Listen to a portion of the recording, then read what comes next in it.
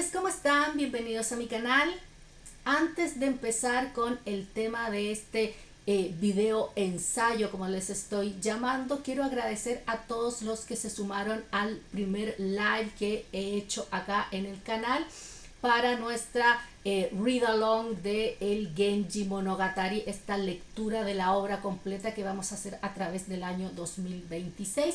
Y por supuesto, muchas gracias a los que han visto el live que quedó grabado después. Si no lo han visto todavía, pueden ir a los live, ahí a la pestañita de live se encuentra esa grabación. Vámonos entonces ahora al tema de esta semana, de este video, que es hablar de una obra que por supuesto hemos tratado anteriormente acá en el canal en la etapa de introducción, que ahora estamos profundizando, y me refiero al Makura no Soushi, el libro de la almohada. Pero un tema en específico dentro de esta obra, las famosas listas, que a tanta gente les ha dado dolor de cabeza a través de los siglos, así que vamos a profundizar un poquito más en ello, en las listas del Makura no Soushi. Recordemos que el Makura no Soushi, o libro de la almohada de Sei Shonagon, pertenece al género del Suihitsu. Es un género que inventa la propia Sei Shonagon y que, como hemos hablado anteriormente en la introducción que hicimos al género, que por supuesto lo pueden ver en el link y también quedará en la descripción del video, no es exactamente un ensayo. Se tiende a traducir como ensayo, pero es un género que, si lo miramos desde la órbita occidental, mezcla varias cosas. Sí tiene un componente de ensayo, también tiene un componente de crónica autobiográfica, tiene un componente de diario, etcétera. O sea, son como varias cosas, y siempre hay que tener cuidado cuando hacemos estos estudios, estos análisis de literaturas que son de una cultura distinta. Hay que tener cuidado con el concepto de la homologación, de la comparación. Evidentemente, para analizar algo, para estudiarlo, para hablar de ello, tenemos que ponerle un nombre. Y evidentemente es mucho más fácil si usamos un nombre que nos es familiar, que nos es cercano, pero siempre hay que recordar que no es exactamente lo mismo. Los parámetros de la literatura hispana o los parámetros de la literatura occidental no son los mismos parámetros de la literatura japonesa. Los géneros, las técnicas no son exactamente los mismos, y por lo tanto hay que tener siempre muchísimo cuidado con eso. Cuando uno quiere de verdad profundizar en la literatura japonesa, hay que aprender cómo ellos clasifican las cosas, cómo ellos las explican, cómo ellos las estudian, y que es un poco la misión de este canal. Entonces dijimos que, si bien Suihitsu se traduce habitualmente como ensayo, en realidad es un género bien japonés, bien especial. El nombre nos da un poco una idea de lo que se trata.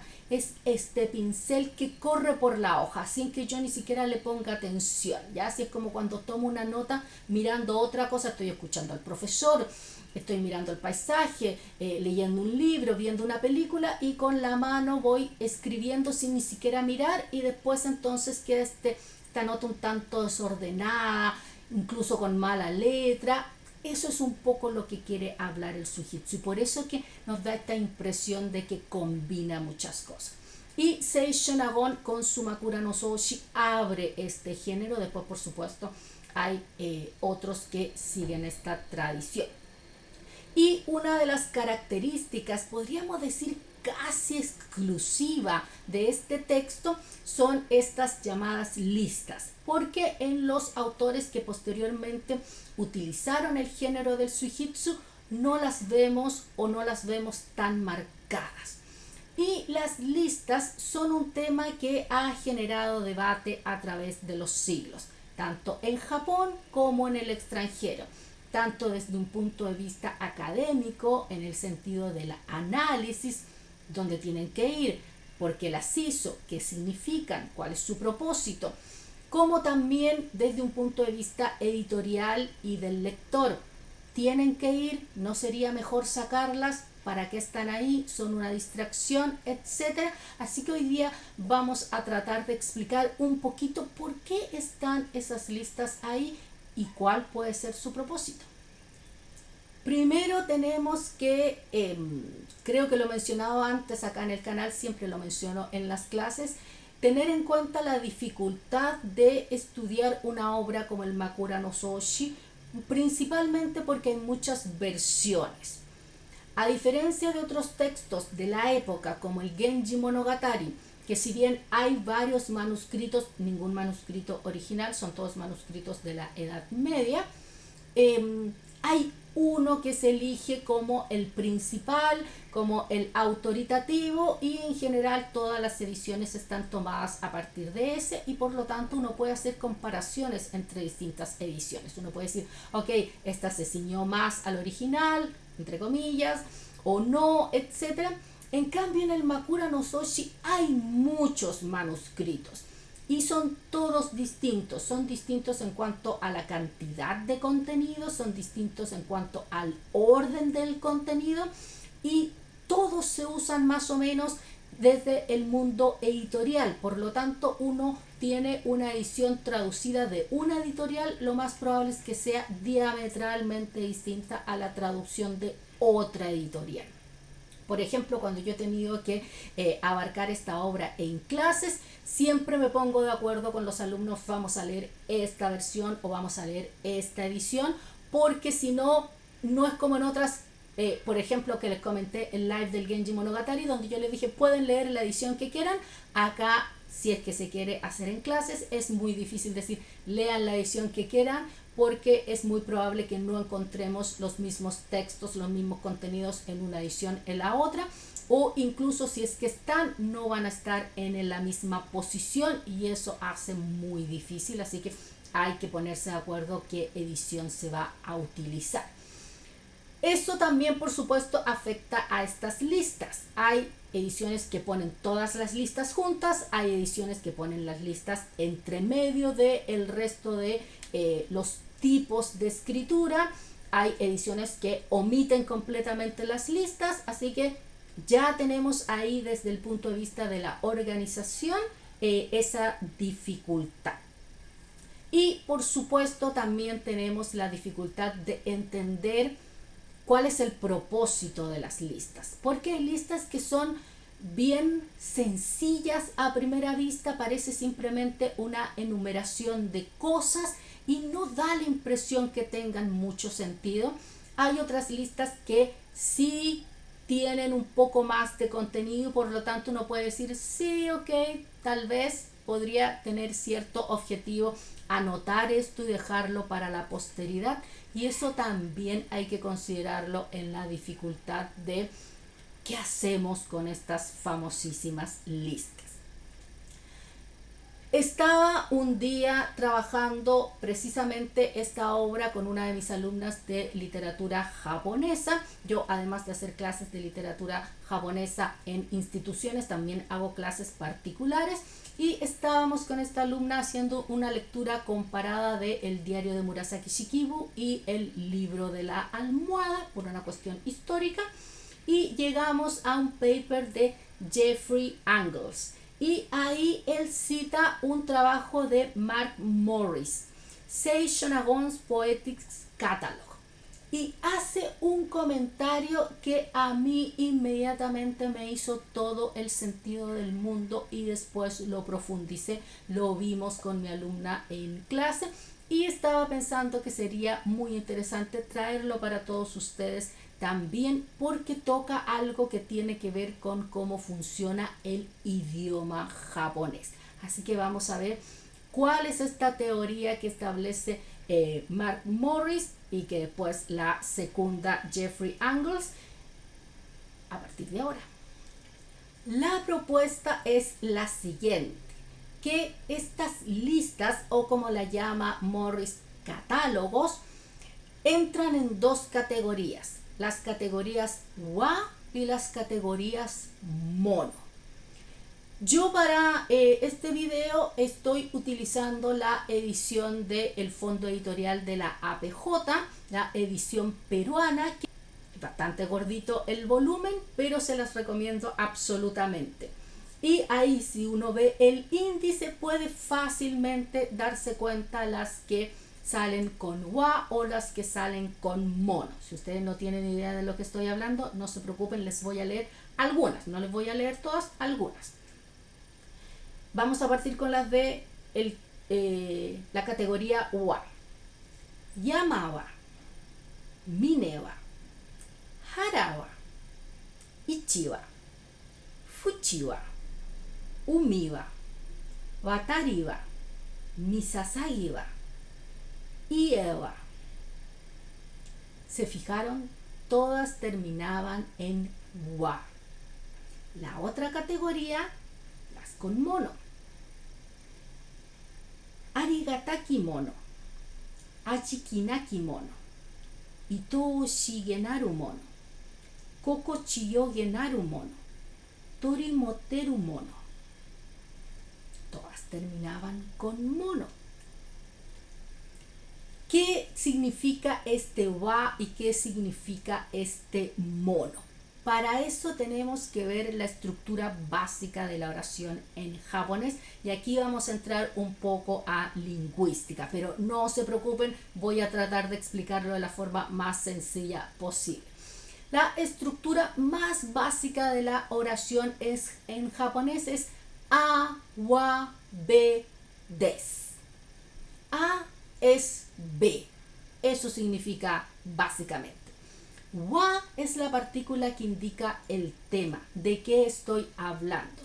Y des es la cópula verbal. Puede ser un ser, puede ser un es, puede ser un somos, etc. Si decimos, por ejemplo, watashi wa Marcela des, es yo soy Marcela. Watashi wa chirijin des, yo soy chilena. Podemos hacer todo tipo de oraciones con esta estructura. Y para ya ir acercándonos a la función que utilizaba Seishon Agon con estas listas, voy a ponerles el siguiente ejemplo. Shumi wa hon des. Shumi significa hobby, pasatiempo. Hon significa libro. Por lo tanto, shumi wa hon des es mi pasatiempo, son los libros. Podríamos hacer una oración un poco más compleja, porque obviamente decir que mi pasatiempo son los libros puede ser leer libros, comprar libros, coleccionar libros, escribir libros, muchas posibilidades. Entonces tal vez podríamos poner un verbo. Shumi wa hon o yomu desu. Y ahí tenemos una pequeña oración. Hon o yomu sería leer, pero no podemos en el japonés contemporáneo poner el yomu, el verbo, y el des inmediatamente. Entonces necesitamos algo entre medio, y en este caso en la actualidad sería el koto, y diríamos shumi wa hon o yomu koto des. Mi hobby es leer libros. Mi hobby es leer libros. Seguimos teniendo esta estructura de A es B. Mi hobby, A. Leer libros, B. ¿Están conmigo todavía, cierto? Entonces, ¿qué es lo que proponen estos investigadores? Que Seishon Agon lo que hizo fue un catálogo de tópicos y cómo tratar estos tópicos. Recordemos que en la época Heian la poesía era una ocurrencia diaria y de muchas situaciones al día. Si ustedes han leído, aunque sea un pedacito de el libro de la almohada, van a haber visto muchas situaciones en las que los personajes se les pide que hagan poemas por distintas situaciones. Había que estar siempre listos. Y Seishon Agon venía de una familia de poetas muy renombrada como los Kiyohara. De hecho, su padre fue uno de los compiladores de la segunda antología imperial. Su abuelo tiene muchos poemas incorporados en antologías imperiales, así que evidentemente no era solo que la poesía fuera algo que ella viviera, sino que venía en su familia. Pero además ella, en su rol de dama de compañía de la emperatriz, parte de su trabajo era estar siempre lista para hacer poesía. Pero no era solo poesía, muchas veces también había que conversar. Y así como, tal vez no tanto en la actualidad, ha pasado un poquito de moda lamentablemente, pero yo me acuerdo que en mis tiempos se decía que uno siempre tenía que tener temas de conversación. Había que, no sé, leer el diario para saber si, no sé, en el almuerzo, en el trabajo, en la micro, alguien le conversaba a uno de algo, uno supiera de lo que le estaban hablando y uno pudiera responder. Había que tener tema de conversación. Entonces se postula que estas listas, que miradas un milenio después pueden dar la impresión que no hacen ningún sentido, les voy a leer un par de listas en un segundo, no se preocupen, en realidad eran un catálogo de temas. Las que terminan con wa son el tópico y las que terminan con mono son el predicado, el desarrollo.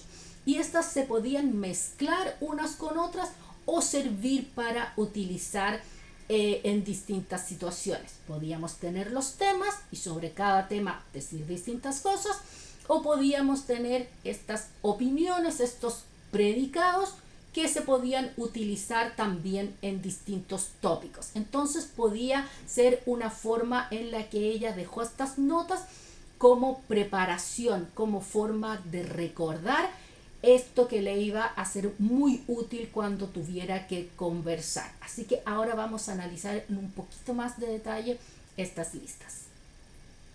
Vamos a partir viendo las wa, o sea, las que son tópicos o temas. Dijimos que teníamos varias: Yama-wa, montañas; Mine-wa, Mine son como, ¿cómo se diría? Como cordilleras, una cosa así. Hara serían páramos, Umi, mares; Watari, cruces o barreras; y casas, etc. Bueno, de todas estas yo elegí una hoy día para leerles, que es Yama-wa, montes o montañas. Y la lista se las voy a leer tal cual como está en esta edición del Fondo Editorial de la APJ, traducido por Hiroko Izumi Shimono e Iván Pinto Román. Dice así: Yama-wa, montes, el monte Ogura, el de mi casa, la montaña de Konokure, la de Wasure, la montaña de Iritachi, la de Kase, la montaña de Hiwa, el monte de Katasari. De veras, es muy divertido preguntarse a quién estaba reservado. La montaña de Itsuwata, la de Nochise, el monte de Kasatori, el de Hira. En cuanto a la montaña de Toko, es encantador rememorar el poema que un emperador le compusiera, que su nombre no divulga. La montaña de Ibuki. En lo que atañe al monte de Asakura, es entretenido pensar que indudablemente los amigos de antaño se han reencontrado en otra parte. La montaña de Iwata. El monte de Ojire también me gusta. Su nombre nunca deja de evocarme a los enviados imperiales a la fiesta especial de Iwashimizu. La montaña de Tamuke. El monte de Miwa me encanta. La montaña de Otowa. Los montes de Machikane, de Tamasaka, de Minimashi, de Suenomatsu, de Kazuraki. La augusta montaña de Mino. La montaña de Hahasu. Los montes de Kurai, de Kibinonaka, de Arashi, de Sarashina. El de Obasute, las montañas de Oshio, de Asama, de Katatami, de Kaeru, de Imose. Si leemos simplemente esta sección, no le vamos a encontrar mucho sentido. Nos va a parecer una lista, ¿cierto? Una enumeración de montañas, ¿sí?